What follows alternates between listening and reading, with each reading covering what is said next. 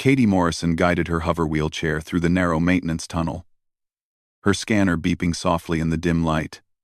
The lower levels of Station Meridian 7 were always cold, always quiet. Most engineers avoided this section. They claimed the radiation levels were unsafe, that the old equipment was too dangerous to repair. Katie knew better. They just didn't want to navigate the tight corridors and cramped spaces. She didn't mind the solitude. Down here, nobody stared at her wheelchair. Nobody asked if she needed help with a pitying voice. She was just an engineer, doing her job, and she was good at it. The radiation leak showed up on her scanner 3 hours ago, small but growing. If left alone, it would spread through the station's water recycling system within a week. Katie had volunteered immediately. Her supervisor looked relieved. One less problem he had to worry about. Katie stopped at Junction 7 and pulled out her repair kit. The coolant line was older than she was. Installed when humans first built this station 20 years ago. She began working, her hands steady and practiced. The paralysis that kept her legs useless had never affected her upper body. She could work for hours without tiring. The first hint that something was wrong came as a sound. Katie paused, her wrench hovering over the pipe connection. There it was again, a low rumble, almost like a groan, coming from deeper in the station. She checked her scanner. The radiation leak was fixed, the readings already dropping to normal levels. But the scanner showed something else now. Energy readings coming from Section 12, far below her current position. Section 12 was supposed to be empty. Sealed storage, her supervisor had said. Nothing interesting, nothing dangerous. But the energy signature on her scanner was massive, pulsing with a rhythm that seemed almost alive. Katie saved her work and moved toward the source. The corridors grew narrower as she descended. Twice she had to adjust her wheelchair's settings to squeeze through doorways that were never meant for easy passage. The sound grew louder. It wasn't mechanical. It was organic, raw, filled with pain that made Katie's chest tighten. The first security door was locked, but old. Katie had been breaking through station security since she was 16. The encryption was basic, designed to keep out curious workers, not determined engineers. It took her 3 minutes to bypass it. The second door was harder, military grade, installed by someone who actually knew what they were doing. Katie had to reroute power from a nearby junction and trick the system into thinking it was receiving maintenance commands. 15 minutes this time. The third door almost stopped her. It had Vareth technology, alien systems that humanity had only begun to understand. The Vareth Dominion controlled this section of the station under the treaty agreements. Humans weren't supposed to access it. Katie stared at the complex lock, her mind racing through possibilities. The sound from beyond the door was louder now, desperate. Whatever was making that noise was suffering. She pulled up every file she had on Vareth systems, cross-referenced them with human engineering principles, found a weakness in the power coupling and exploited it. 27 minutes. But the door opened. The chamber beyond was enormous, carved out of the asteroid that housed the station. Katie's wheelchair hummed as she entered, her scanner going wild with readings. And there, in the center of the chamber, was the most magnificent creature she had ever seen. It looked like the dragons from old Earth stories, but real, solid, terrifying in its beauty. Its scales were deep blue and silver, each one the size of Katie's hand. Its body was easily 20 meters long, serpentine and powerful. Massive wings lay folded against its sides, but the creature wasn't moving. It was held in place by glowing chains of pure energy, wrapped around its neck, legs, and wings. The chains pulsed with a sickly green light, and where they touched the dragon's scales, the skin looked burned and raw. The dragon's eyes opened as Katie approached. They were gold, ancient, filled with more intelligence than any animal should possess. The creature tried to move, and the chains tightened, sending jolts of energy through its body. The dragon screamed, and Katie finally understood what she had been hearing. Not a machine, not a malfunction, pure agony. Katie's hands trembled on her wheelchair controls. This was wrong. Everything about this was wrong. The Vareth were supposed to be allies. The treaty said they respected life, that they followed galactic law. This was torture, plain and simple. She moved closer, her engineer's mind already analyzing the chains. They were connected to generators built into the floor, drawing power from the station's main reactor. The energy field was designed to drain something from the dragon, pulling it through the chains and storing it in containers along the walls. Katie recognized the setup. It was similar to the power extraction systems used in mining operations, but this was being used on a living being. The dragon watched her approach. Katie saw fear in those golden eyes, but also hope. It had been alone for so long. She could feel it somehow, a pressure in her mind that wasn't quite thought but carried meaning anyway. Katie reached out slowly and touched the dragon's scales below one of the chains. The creature flinched but didn't pull away. Its skin was warm, alive, trembling with exhaustion. The moment Katie's hand made contact, images flooded her mind. Not words, but pictures, feelings, memories. She saw worlds she didn't recognize. Saw this dragon and others like it, protecting smaller creatures from danger. Saw a species of insect-like aliens attacking a primitive village, and saw this dragon drive them away. Saw the Vareth ships arriving. Saw them capture the dragon. Saw them bring it here. Saw 87 years of imprisonment, of pain, of slow death. Katie pulled her hand back, gasping. The dragon had been here for 87 years, trapped in this chamber while the station was built around it, while humans negotiated treaties with the Vareth, unaware that beneath their feet, an innocent being suffered. She looked into those golden eyes and made a decision that would change everything. She couldn't walk away. She couldn't pretend she hadn't seen this. Whatever the consequences, whatever the cost, she would find a way to free this creature. Katie pulled out her scanner and began recording everything. The chains, the generators, the energy readings. She photographed the burns on the dragon's scales, the cruel efficiency of the torture system. Evidence. She would need evidence. The dragon watched her work, and Katie felt that pressure in her mind again. This time, it carried a single, clear emotion. Gratitude. She finished her documentation and moved back to the entrance. Before she left, she turned to look at the dragon one more time. "I'll come back," she said quietly. "I don't know how yet, but I'll find a way to help you. I promise." The dragon's eyes closed slowly, a gesture that seemed almost like a nod. Katie guided her wheelchair through the security doors, sealing them behind her. Her mind was already racing with plans, with possibilities. She had no authority, no power, no resources. She was just a paralyzed 19-year-old engineer that most people underestimated, but she had seen something that nobody else knew about. And Katie Morrison had never been good at walking away from a problem that needed solving. She headed back to her quarters, the dragon's scream still echoing in her memory. The hard part was just beginning. Katie spent 3 days researching before she returned to the dragon. 3 days of digging through station records, treaty documents, and classified files she wasn't supposed to access. What she found made her sick. The dragon had a name in the Vareth records. Zevronth. He was listed as a criminal, charged with interference in Vareth territorial expansion. His crime was protecting a species called the Milani from forced relocation. The Milani were small, peaceful, barely capable of space travel. The Vareth had wanted their planet for mining operations. Zevronth had stood between the Vareth ships and the Milani cities for 3 weeks, until Galactic Council mediators arrived. The Vareth never forgot the humiliation. When they finally captured Zevronth years later, they made him an example. The official report said he was imprisoned. It didn't mention the torture, the experiments, the slow draining of his life force. Those details were in files marked for Vareth eyes only. Files that Katie had spent 2 sleepless nights breaking into. She discovered 23 research reports detailing experiments conducted on Zevronth. The Vareth scientists were studying his biology, trying to understand how his species generated and controlled energy. They wanted to weaponize it. Every report ended with the same note. Subject remains viable for continued testing.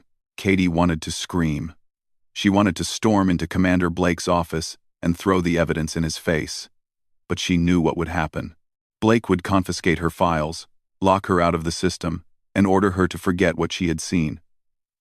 He had 3,000 lives to protect on this station. He couldn't risk a diplomatic incident with the Varoth over one prisoner. So Katie went back to the dragon alone. Zevranth raised his head when she entered the chamber. The movement caused the chains to tighten, and Katie saw him shudder with pain. She moved quickly to his side, placing her hand on his scales again. The telepathic connection formed immediately, stronger than before. Images and feelings flowed between them. Katie showed him what she had learned. Zevranth showed her more of his past. She saw him as a young dragon, barely 100 years old, learning from the elders of his kind. The Draknari, he called them, a species of protectors who bonded with other races, defending them from those who would exploit the weak. She saw dozens of worlds Zevranth had protected. Saw him carrying wounded soldiers to safety during a civil war. Saw him standing guard over a colony of refugees while their ships were repaired. Saw him teaching children of 6 different species how to read, his massive claws carefully turning pages of books. The Dragnari didn't conquer. They didn't build empires. They simply protected those who couldn't protect themselves. And the Varoth hated them for it. Katie pulled her hand away, wiping tears from her face. "How many others?" she asked quietly. "How many Draknari are imprisoned like you?" Zevranth's response came as a feeling of vast emptiness. Dozens. Maybe hundreds. Scattered across Varoth space. Hidden away. Tortured for the crime of compassion. Katie opened her repair kit and pulled out the tools she had brought. "I'm going to study these chains," she told him. "I need to understand how they work before I can break them.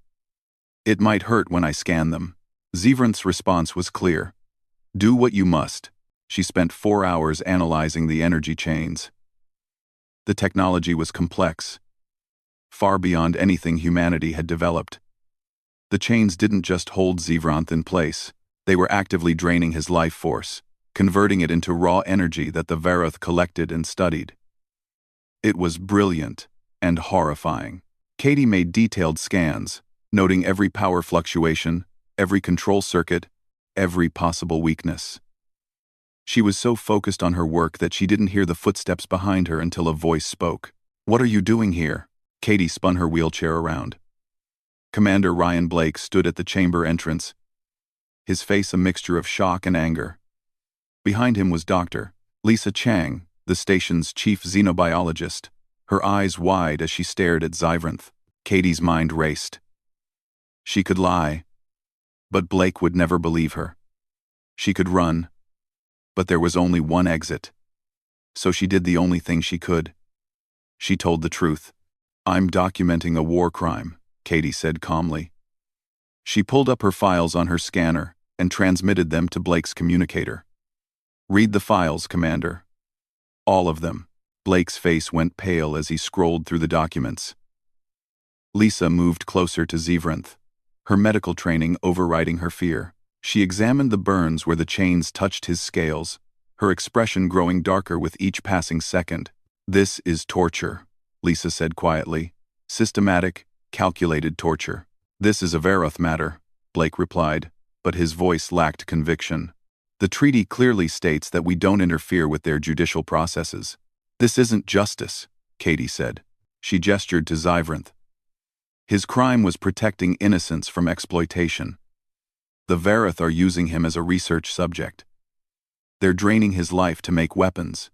"Tell me that's justice, Commander." Blake was silent for a long moment. He looked at Zevranth, at the chains, at the evidence Katie had gathered. Finally, he spoke. "What do you want me to do, Morrison? Start a war? We're one station on the edge of human space. The Varoth have 300 warships within a week's travel of us. If I challenge them on this, they could wipe us out before the nearest human fleet could respond. So we just let this happen?" Katie asked. "We just pretend we don't see it? We survive," Blake said. "That's my job. Keeping this station and everyone on it alive." Katie felt anger burning in her chest, but she forced herself to stay calm. I understand, Commander. You have impossible choices to make. But I'm not asking you to do anything. I'm going to free him myself. Blake's eyes narrowed. I can't allow that. Then arrest me, Katie said. Lock me up. But you'll have to do it. While that dragon screams in pain every night. You'll have to do it knowing that we had evidence of torture. And did nothing. Katie, Lisa said quietly. She moved between Katie and Blake. Commander, let me examine him. Let me understand what these chains are doing. We can make an informed decision with more information. Blake struggled with himself. Katie could see it in his face. He was a good man trapped in a bad situation. Finally, he nodded. You have 24 hours. Dr. Chang, examine the prisoner. Document everything. Morrison, you're confined to quarters until I decide what to do with you. Katie started to protest, but Lisa caught her eye and gave a tiny shake of her head. Yes, sir, Katie said. Blake left, his shoulders heavy with the weight of command. Lisa waited until his footsteps faded before speaking. That was stupid and brave, Katie. Show me everything you've learned. They worked through the night. Lisa's medical expertise, combined with Katie's engineering knowledge, painted a clear picture. Zivranth was dying. The chains were draining him faster than his body could recover. He had perhaps 3 weeks left. Maybe 4. We have to do something, Lisa said as dawn approached. I took an oath to prevent suffering. I can't walk away from this. Katie felt relief wash over her. She wasn't alone anymore. I'm designing a device to break the chains. But I need components I don't have access to. Power couplers, energy dampeners, things that are restricted or expensive. Lisa was quiet for a moment. Then she smiled grimly. I know someone who might help. Kevin Torres. Insecurity. He's been complaining about Vareth arrogance for months. And your brother, Jake, he's a shuttle pilot, right? We might need a quick exit strategy. You're serious, Katie said. You're really going to help me. I'm a xenobiologist, Lisa replied. My entire career is based on the belief that alien life has value, that we can learn from other species. If I can't stand up for that belief when it matters, then what's the point? Over the next week, their small conspiracy grew. Kevin Torres joined after Lisa showed him the torture documentation. The security officer had a strong sense of right and wrong, and what the Varoth were doing violated every principle he believed in. Jake Morrison was harder to convince. He was Katie's older brother, protective and cautious, but when Katie showed him the evidence and explained what was at stake, he couldn't refuse. You're going to get yourself killed, he said. But I'm not letting you do it alone. They met in secret, planning carefully. Katie worked on the chainbreaker device, building it piece by piece from salvaged components. Kevin created security blind spots in the lower levels. Lisa gathered medical equipment. Jake prepared his shuttle for a quick departure. But time was running out. High Inquisitor Krell arrived on the station 2 weeks after Katie's initial discovery. He came to inspect his prisoner, he said. To ensure the research was proceeding properly, Katie watched from a hidden camera as Krell entered Zivranth's chamber. The Varoth was tall and thin, with gray skin and cold black eyes. He circled Zivranth slowly, examining the dragon like a scientist studying an interesting specimen. Still alive, Krell said in accented English. Good. We have more tests planned. The Council may question our methods, but results speak clearly. Your suffering advances. Vareth science, dragon. You should feel honored. Zivranth's response was a low growl that shook the chamber. Krell laughed and increased the power to the chains. Zivranth screamed. Katie had to turn away from the screen. Lisa found her in the hallway afterward, rage and tears mixing on Katie's face. We move in 3 days, Katie said. No more waiting. We free him or we die trying. Lisa nodded. I'll tell the others. The final pieces fell into place. Katie finished the chain breaker. Kevin had their escape route mapped. Jake's shuttle was fueled and ready. Lisa had enough medical supplies to treat whatever injuries Zyvrinth had sustained. On the last night before their attempt, Katie visited Zyvrinth one final time. She placed her hand on his scales and felt the connection form. "Tomorrow," she told him. "Tomorrow we break your chains. Either we all go free, or none of us do."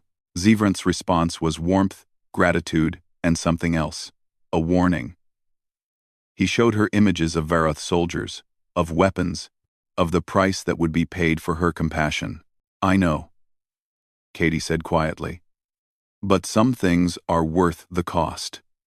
Ambassador Daniel Cross found Katie in the maintenance bay 3 hours before the planned rescue. She was making final adjustments to the chain breaker when his reflection appeared in her scanner screen. "Don't," Katie said, without turning around. "Whatever you're going to say, just don't." Cross pulled up a crate and sat down. He was older than most diplomats, his hair gray, and his face lined with years of difficult negotiations. "I'm not here to stop you, Katie. I'm here to make sure you understand what you're about to do." "I understand perfectly," Katie said. She connected 2 power conduits and checked the energy flow. "I'm freeing an innocent being from torture. It's pretty simple." "That. Nothing is simple in diplomacy," Cross replied. He pulled out a data pad and set it on Katie's workbench. "These are casualty projections. If the Varoth interpret your actions as a treaty violation, they have the military force to hit 6 human colonies within 2 weeks. Conservative estimates put civilian deaths at 2 million in the first month of conflict." Katie's hands stilled. She looked at the numbers, felt them pressing against her chest like physical weight. 2 million people. Families, children, people who had nothing to do with this station or Zyvrinth or her decision. "The Varoth respect strength," Cross continued. "But they also respect fear. For 20 years, we've maintained peace by convincing them that humanity is too much trouble to fight. We're unpredictable, stubborn, willing to die for causes they don't understand. It works because we're careful never to give them a clear reason to test that theory." "And freeing one tortured prisoner gives them that reason?" Katie asked. "They'll call it theft of Varoth property," Cross said, "violation of their judicial sovereignty, interference in internal Varoth affairs. They'll have legal justification for retaliation, and we won't be able to rally other species to our defense because technically we'll be the treaty breakers." Katie turned to face him. "So I should just let Zyvrinth die? Let the Varoth continue torturing him, and however many others they have hidden away? That's your solution?" "I'm not saying it's right," Cross said quietly. "I'm saying it's real. Diplomacy is about choosing between bad options and worse options. Sometimes we have to accept injustice to prevent catastrophe." "That's a coward's excuse," Katie said. The words came out harsher than she intended. But she didn't take them back. Cross didn't look offended. He looked tired. "Maybe. Or maybe it's the excuse of a man who's seen what war does. I was on Colony 7 when the Varoth destroyed the orbital defense grid. I helped pull bodies from the wreckage. I held dying children in my arms while their parents screamed. That's what war means, Katie. Not glory or justice. Just blood and suffering." Katie felt her resolve waver. She thought of those 2 million people. Thought of children like the ones Cross described, dying because of her choice. "What do you want from me? What do you want from me?" "I want you to think," Cross said. "Really think about the consequences. You're not just risking your life or the lives of your friends. You're gambling with millions of people who never agreed to take that risk." He stood and moved toward the door. Before leaving, he turned back. "I know what Zyvrinth is suffering. I've read your documentation. It's horrible, and it makes me sick. But sometimes, Ambassador Cross is a man who sees monsters and does nothing because stopping them would create worse monsters. That's the job. That's the burden." After he left, Katie sat alone with her chainbreaker and her doubts. She thought about those 2 million people. Thought about Zyvrinth, slowly dying in his chains. thought about what kind of person she wanted to be. Her communicator buzzed. It was Lisa. "We're ready. Kevin has security routed. Jake's shuttle is in position. Are you coming?" Katie looked at the chain breaker, at the data pad with its terrible numbers, at her own reflection in the scanner screen. She thought about the easy choice and the right choice and how they were never the same thing.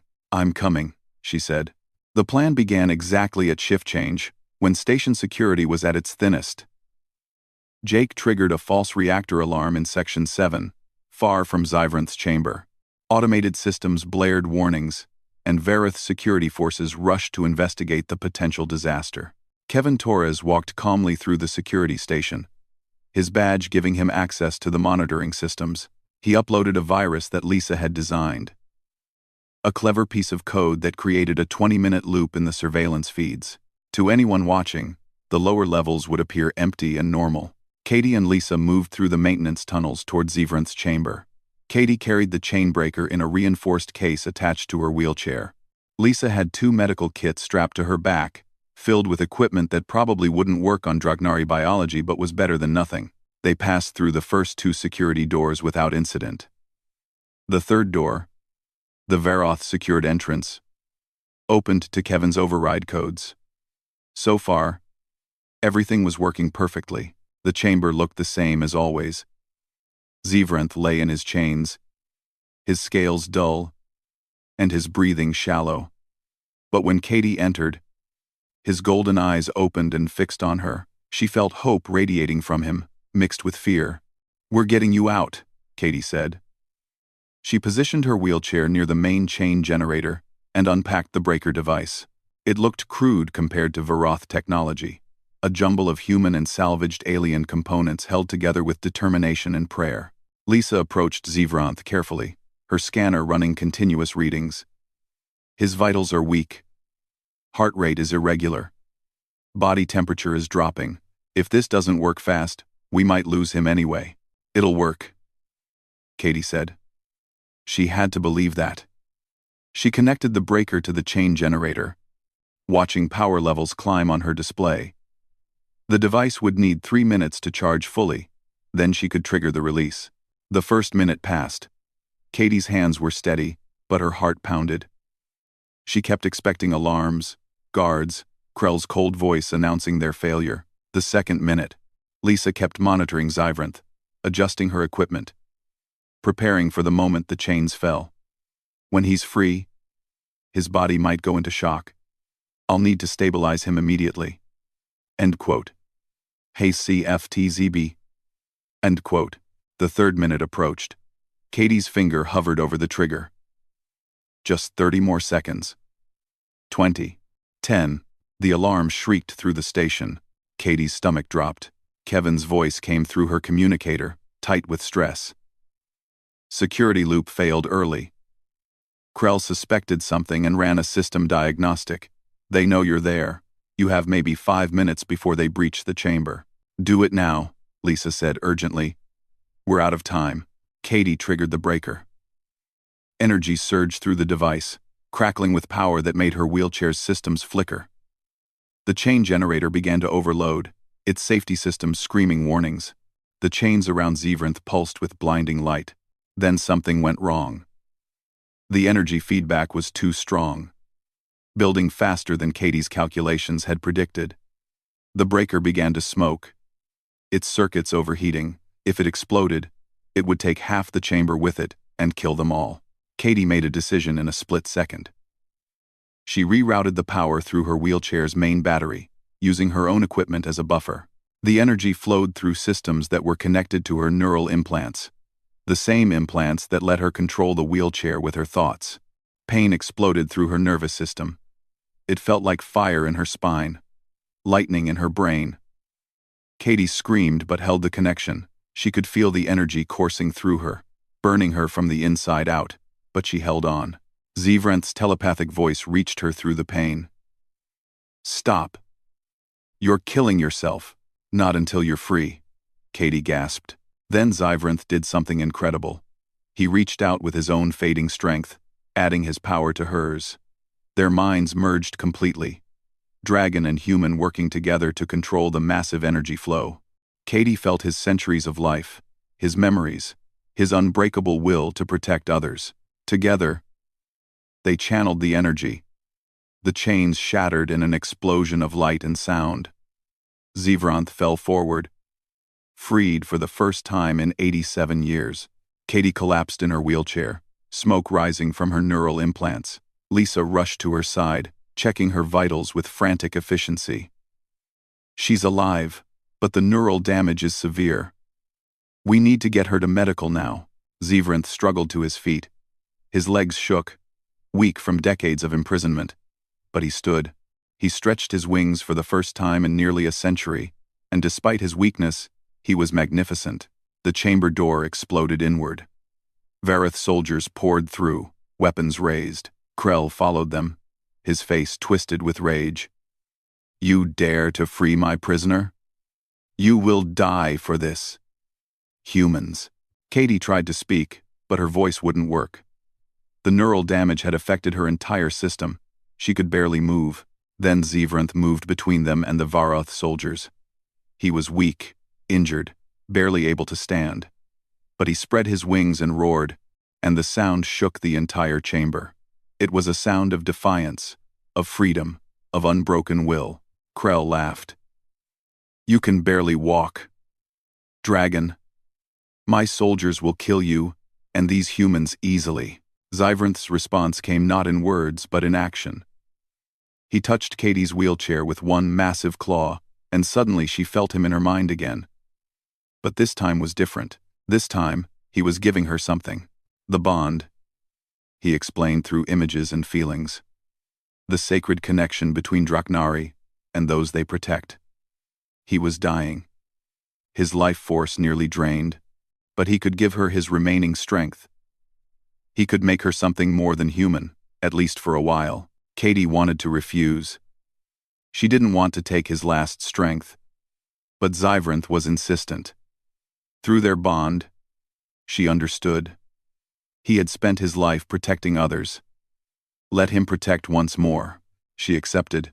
Power flowed into Katie, different from the burning pain of the chainbreaker. This was warm, natural, right. Her neural implants, damaged beyond repair a moment ago, began to glow with golden light. The Dragnari energy flowed through them, healing and enhancing. Katie stood up from her wheelchair. Her legs didn't work, but she didn't need them anymore. The power held her upright, surrounded her like armor. She felt Zivranth's memories, his strength, his absolute determination to protect the innocent, and she understood what she had to do. Katie raised her hand, and the chamber's communication systems activated. Every screen on the station flickered to life. The broadcast went beyond Meridian 7, carried by the communication array to every station and ship in range. She showed them everything. Through Zivranth's memories and her own documentation, she broadcast the truth. The torture, the experiments, the decades of suffering. She showed the galaxy what the Varoth really were beneath their civilized exterior. Krell screamed for his soldiers to stop her, but they were frozen in shock. They were seeing through their weapons' camera feeds what everyone else was seeing. The truth they had helped hide. On Meridian 7, 3,000 humans watched the broadcast. They saw Katie, paralyzed and young, standing in defense of a tortured dragon. They saw the evidence of Varoth cruelty, and they made a choice. Engineers sealed bulkheads against Varoth forces. Security officers like Kevin took positions defending the lower levels. Scientists jammed communication channels. The entire station rose up in defiance. Commander Blake watched from his office, his face pale. He had 3,000 people openly defying their treaty allies. He had a paralyzed engineer standing up to armed soldiers through sheer force of will. He had a choice that would define the rest of his life. Blake activated his communicator. All hands. This is the commander.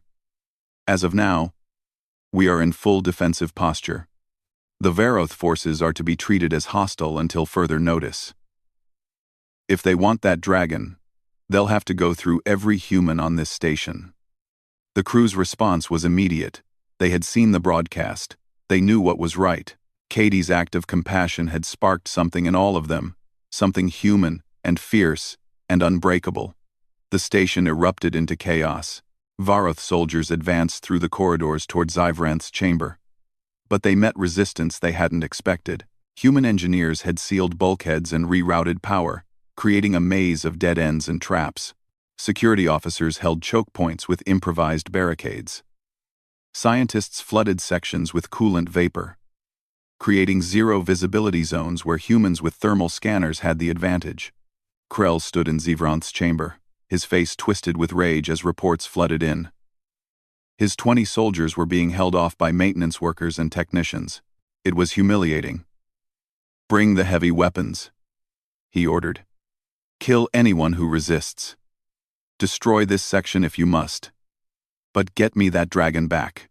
Katie stood between Krell and Zyvranth, still held upright by the Draknari power flowing through her. She could feel Zyvranth's weakness behind her. He had given her his remaining strength to make this stand possible, but he couldn't hold much longer. Neither could she. The power was burning through her human body too fast. "You cannot win this," Krell said. He gestured to his soldiers. 20 of my warriors against one crippled girl and a dying dragon. This ends now." "You're right," Katie said. Her voice sounded strange to her own ears, echoing with Zyvranth's telepathic power. "This does end now. But not the way you think." The broadcast was still running, still showing everything happening in this chamber to the entire station and beyond. Katie could feel it spreading, reaching other stations, other ships. The truth was out there now, impossible to contain. Krell's communicator crackled. His superior's voice came through, sharp and angry. "High Inquisitor, shut down that broadcast immediately. The Council is receiving reports. Other species are questioning our methods. Control the situation." "I'm trying," Krell snarled. He advanced on Katie. "End the broadcast, or I will kill you where you stand." "Then kill me," Katie said simply. "But the truth is already out. You can't torture it back into silence." Before Krell could respond, the chamber shook. An explosion rocked the station, and alarms wailed through every corridor. Commander Blake's voice came over the station-wide system. "All personnel to defensive positions. Varoth warships are approaching. They're demanding we surrender the dragon and the traitors who freed him." Jake Morrison's voice cut into Katie's communicator. "Katie, we need to go now. My shuttle is still ready, but if those warships get here, we're trapped." Katie looked at Zyvranth. The dragon was barely conscious, his body still recovering from decades of torture. He couldn't fly, couldn't fight, could barely stand. "We're not leaving him," she said. "Then we carry him," Lisa said. She had been working on Zyvranth throughout the standoff, stabilizing his vitals as best she could. "He's weak but alive. If we can get him to the shuttle, we might make it." Krell laughed. "You'll never reach the shuttle bay. My forces control that entire section. You're trapped." Katie felt Zyvranth stirring in her mind. He was trying to tell her something, showing her memories of other Draknari, other bonds. She suddenly understood. The power he had given her wasn't just for defense, it was for something more. She reached out with the Draknari gift, broadcasting not through machines but through the telepathic network that connected all sentient minds in close proximity. Every human on Meridian 7 felt it, a wave of courage, determination, and absolute conviction that protecting the innocent was worth any cost. The response was immediate. Throughout the station, humans who had been afraid found bravery. Engineers who had been hiding came out to sabotage Varoth equipment. Security officers who had been retreating turned and pushed forward. Ordinary crew members picked up tools and improvised weapons, determined to protect what Katie was protecting. Commander Blake felt it too. He stood in his command center, watching tactical displays show his outnumbered, outgunned crew holding back professional Varoth soldiers through sheer determination. He made his decision. "All hands," Blake said. "The Varoth are demanding we hand over Morrison, her team, and the prisoner. They're threatening to destroy the station if we don't comply. I'm giving you a choice. Anyone who wants to evacuate, head to the shuttles now. No judgment, no consequences. But anyone who stays is choosing to stand with Morrison. To say that some things matter more than survival, the response stunned Blake. Not a single person headed for the shuttles. Instead, crew members flooded toward defensive positions. They armed themselves with whatever they could find. They prepared to fight for a cause most of them hadn't known about an hour ago. In the chamber, Krell's communicator erupted with reports. His forces were being pushed back. A group of human engineers had trapped 10 of his soldiers in a cargo bay. Security officers had retaken the communications hub. The shuttle bay was still contested, but humans were gaining ground. Impossible, Krell muttered. You're technicians and scientists. You can't fight. You're right, Katie said. We're not warriors. We're just people who saw suffering and decided we couldn't look away. A massive shape filled the chamber entrance. Kevin Torres had arrived with 20 security officers and twice that many volunteers. They carried weapons, tools, and grim determination. Commander's orders, Kevin said. Get the dragon to the shuttle. We'll hold this position. Krell raised his weapon. But Kevin's team was faster. Energy bolts filled the chamber. The Varoth High Inquisitor's shields held, but he was forced back. His remaining soldiers retreated with him, overwhelmed by sheer numbers. Go, Kevin shouted. We can't hold long. Lisa and Jake rigged a hover sled from Katie's wheelchair parts and maintenance equipment. They carefully moved Zyvranth onto it, the dragon too weak to protest. Katie felt the Dragnari power fading from her body. Without it, her legs wouldn't work. She collapsed into Lisa's arms. I've got you, Lisa said. She lifted Katie easily. Decades of physical training making the task simple despite Katie's dead weight. Jake grabbed the hover sled controls, and they ran. The route to the shuttle bay was a war zone. Varoth soldiers had regrouped and were pushing hard. But human crew members held every corner, every junction, every door. They fought with tools and determination, knowing they were buying time for something more important than themselves. Katie watched it all from Lisa's arms, tears streaming down her face. These people were risking everything for a dragon they'd never met. On the word of a 19-year-old engineer most of them barely knew. It was humanity at its best and most terrifying. They reached the shuttle bay to find it in chaos. Jake's shuttle sat on the pad, its engines already warming up. But Varoth soldiers controlled the bay entrance, and their heavy weapons were trained on the shuttle. We'll never make it, Lisa said. Then Commander Blake appeared, leading a group of his senior officers. They carried cutting torches and explosive charges. Get on the shuttle, Blake ordered. We're blowing the bay door. You'll have about 30 seconds before the Varoth ships can react. You'll be court-martialed for this, Katie said weakly. Blake smiled grimly. Probably. But I've watched the broadcast like everyone else. If humanity is going to be known across the galaxy, let it be for this. For standing up to bullies. For protecting the weak, not for looking the other way. They loaded Zyvranth into Jake's shuttle. The dragon filled most of the cargo space. His wings folded tight against his body. Lisa strapped Katie into a seat and took the co-pilot position. Jake ran pre-flight checks faster than he'd ever done in his life. Blake and his team placed charges on the bay door. 30 seconds after this blows, you launch, Blake said. Head for neutral space. The Galactic Council station on Kepler 442b will give you sanctuary. Show them the evidence. Make this mean something. Katie wanted to thank him.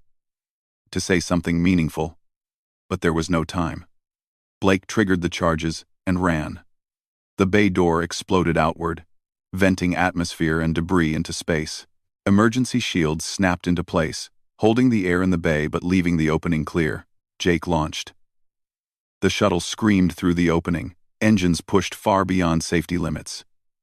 Behind them, Meridian 7 was surrounded by Varoth warships, their weapons charging. They're locking on, Lisa said, watching the tactical display. We're not going to make it. Then something impossible happened. Ships appeared on the scanner, dozens of them, arriving from all directions. Human vessels, yes, but also others. Ships from 6 different species, all converging on their location. A voice came over the communication channel. This is Captain Helen Chen of the human vessel Defiant. We received your broadcast. All of us did. You're not alone.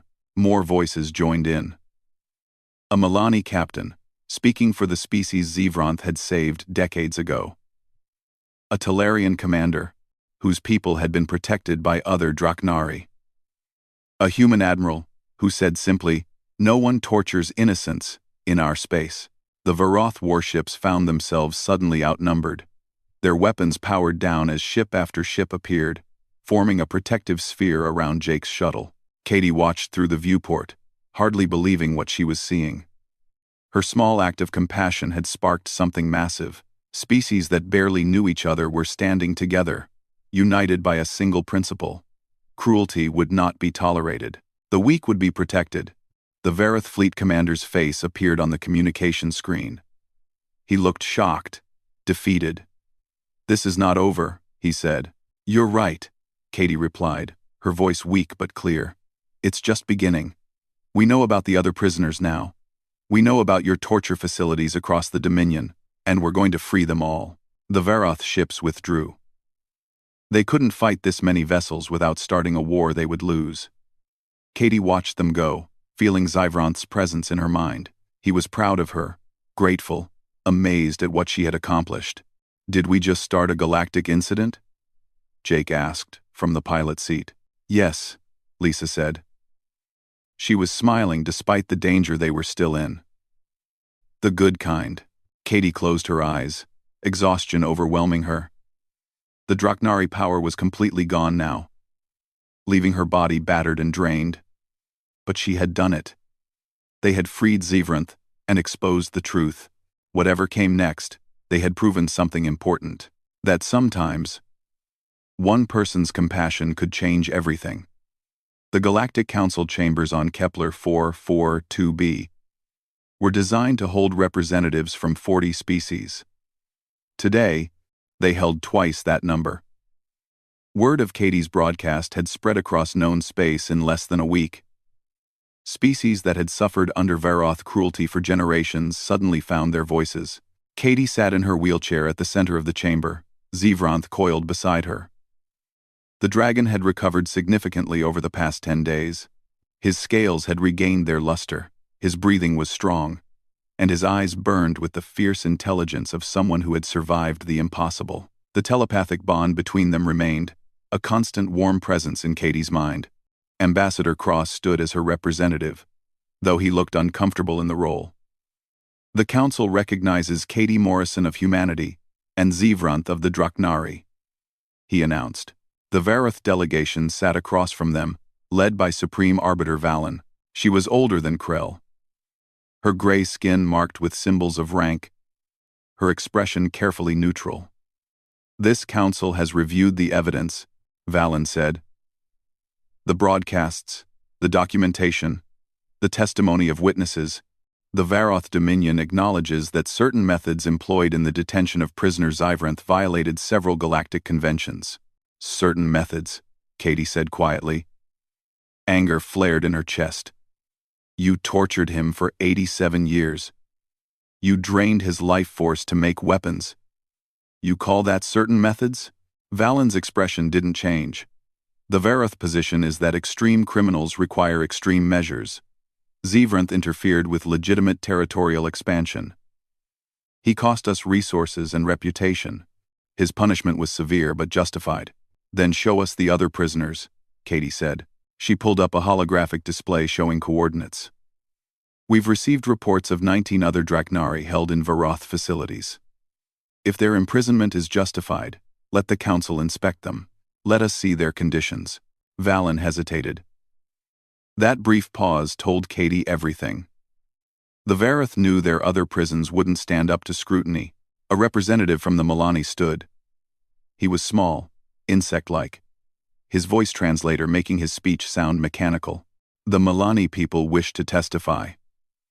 Zevranth saved our species from forced relocation 43 years ago.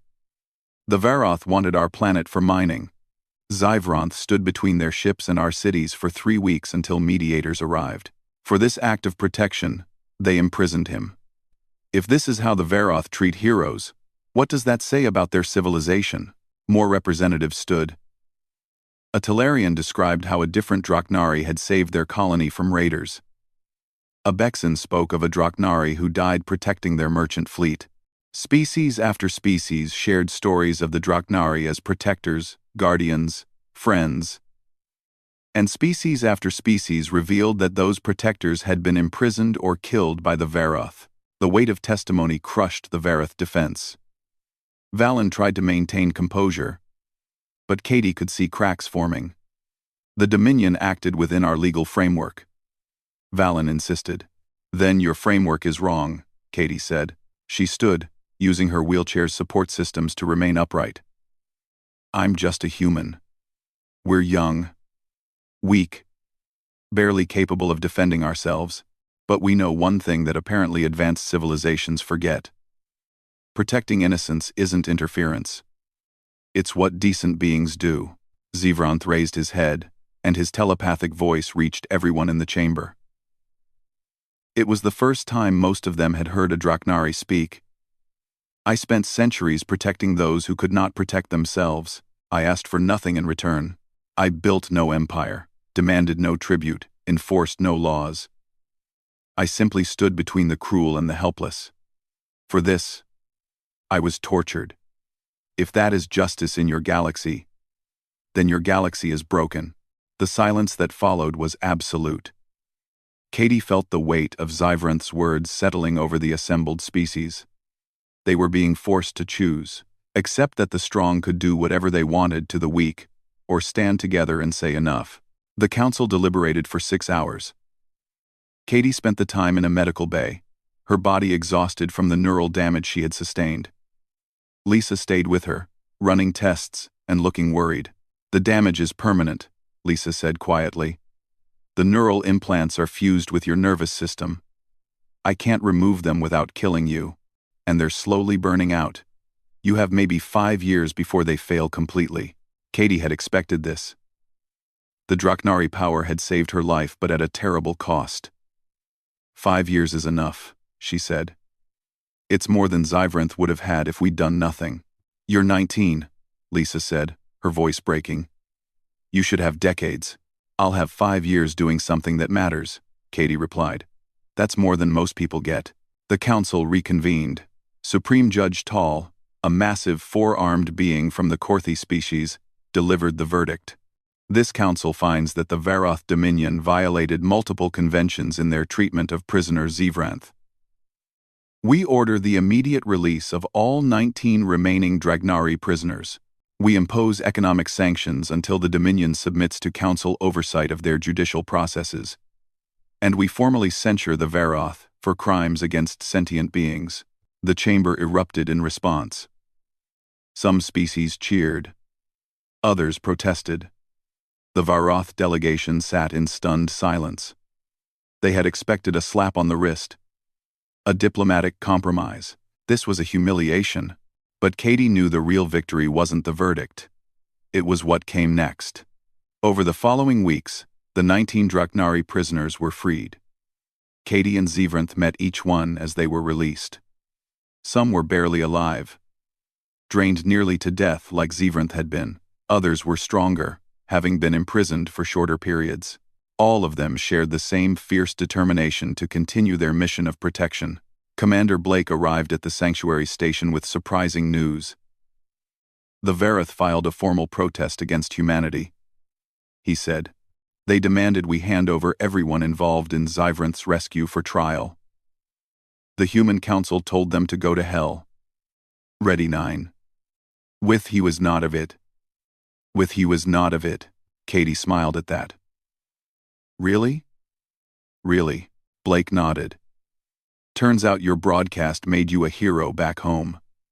Public opinion is overwhelmingly on your side.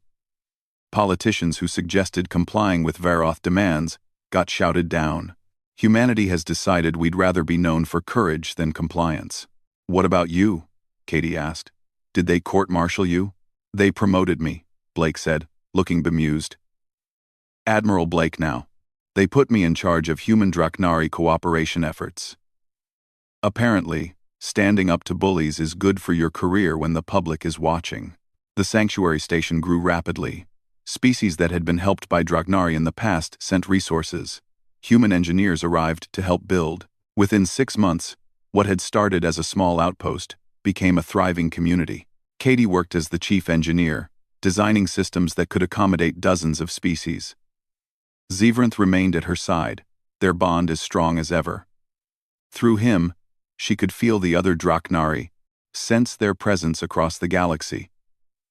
They were emerging from hiding, finding species willing to partner with them again.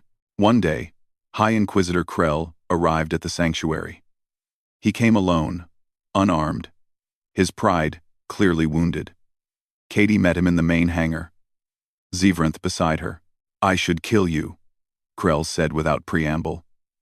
"You destroyed my career, humiliated the Dominion, made us look weak before the entire galaxy. Then do it," Katie said calmly. "But it won't change anything. The truth is out. The Dragnari are free. The galaxy knows what you did." Krell was silent for a long moment. Then, unexpectedly, he knelt. "I came to ask for mercy," he said, the words clearly painful. "The Vareth are crumbling. Species we dominated for centuries are rising up. Our economy is collapsing under sanctions. We're facing rebellions on 12 colony worlds. My people are suffering." Katie felt no satisfaction in his words. "What do you want from me?"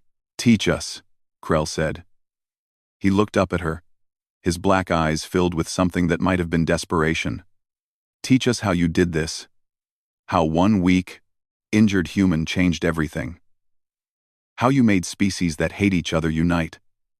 We built our civilization on strength and fear. And it's failing. You built something on compassion, and it's thriving. Show us how." Katie looked at Zevranth. The dragon's response came as warm approval. He was old enough to know that revenge solved nothing, that extending mercy was harder and more important than punishment. "The first lesson," Katie said, "is understanding that strength isn't about domination. It's about protection. You don't build lasting peace by making others fear you. You build it by standing with them." Krell stood slowly. "That's it? That's your secret?" "There's no secret," Katie said. "Just a choice. Every day, every interaction, you choose whether to be cruel or kind, whether to take advantage of weakness or protect it. The Vareth chose cruelty for so long that you forgot there was another option." Over the next year, something remarkable happened. Varoth began arriving at the sanctuary in small groups, seeking to understand the principles that Katie and the Dragnari represented. It was slow, awkward work. Centuries of cultural programming didn't change overnight. But it began. Katie's neural implants deteriorated faster than Lisa had predicted. The burning that had started as occasional discomfort became constant pain. She had maybe 2 years left, Lisa told her privately. Maybe less. Katie didn't tell anyone except Zevranth. They had work to do, and she wouldn't waste time on pity. The sanctuary established protocols for protecting vulnerable species. Dragnari bonded with humans and others who shared their values, creating teams that responded to threats across the galaxy. When raiders attacked a colony, when the strong tried to exploit the weak, the bonded pairs intervened. Jake Morrison led a fleet of ships crewed by volunteers from dozens species. Kevin Torres trained security forces in non-lethal intervention techniques. Lisa established medical facilities that treated anyone who needed help, regardless of species or ability to pay. And Katie designed the systems that made it all work. Communication networks that connected sanctuary outposts across the galaxy. Defense grids that protected the vulnerable without becoming weapons of aggression. Engineering solutions that proved technology could serve compassion. 2 years after Zevranth's rescue, Katie's body finally gave out. The neural implants failed during a routine repair job, shutting down her nervous system. Lisa found her collapsed in her workshop. Zevranth coiled protectively around her. They rushed her to medical, but there was nothing to be done. The implants were too integrated with her brain. Removing them would kill her. Leaving them would kill her more slowly. Katie had maybe days. She woke to find herself surrounded by people. Lisa and Jake stood by her bed. Commander Blake, now Admiral Blake, had come from Earth. Kevin Torres was there with his security team. Ambassador Cross sat in the corner, tears streaming down his old face, and representatives from 24 species filled the room, all wanting to pay respects to the young woman who had changed their galaxy. Zivranth's presence filled Katie's mind, constant and comforting. She felt his grief, his gratitude, his absolute refusal to let her die alone. "I'm not scared," Katie said quietly. Her voice was weak, but steady. "I saw something wrong and fixed it. That's what engineers do." "You did more than that," Blake said. "You changed the galaxy's moral framework. You proved that compassion isn't weakness. You gave hope to billions." Katie smiled. "I freed one dragon. Everything else. You all did that. Humans standing up to bullies. Species working together. The Draknari finding new partners. I just started it." Zivranth's telepathic voice reached everyone in the room. "You did not just start it. You showed us what we could be. Humans are not the strongest species. You are not the smartest or longest lived, but you possess something rare. You see suffering and refuse to accept it. You witness injustice and choose action over comfort. That is your gift to the galaxy." Over the next 3 days, Katie faded. But she wasn't sad. She had lived more in her 21 years than most beings lived in centuries. She had stood against an empire and won.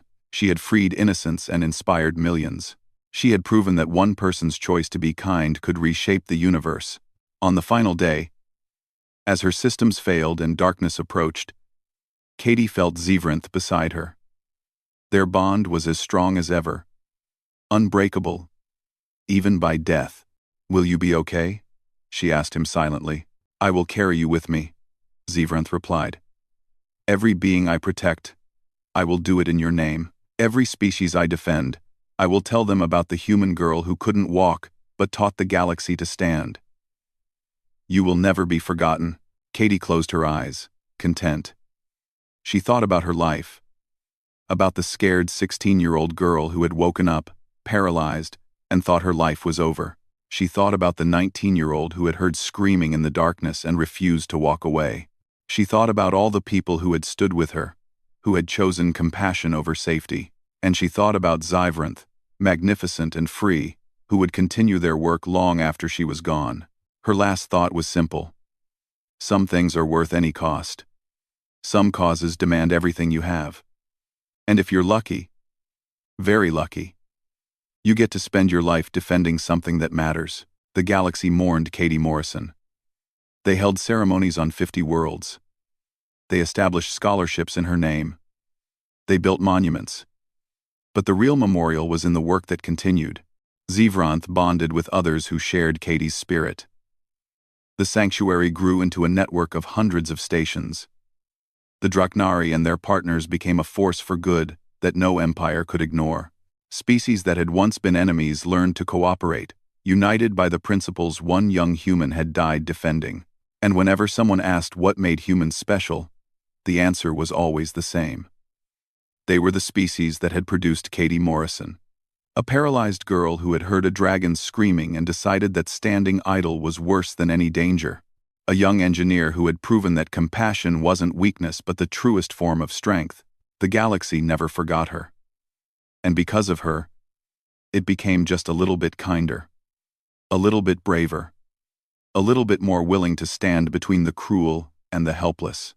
That was Katie Morrison's legacy, and it was enough.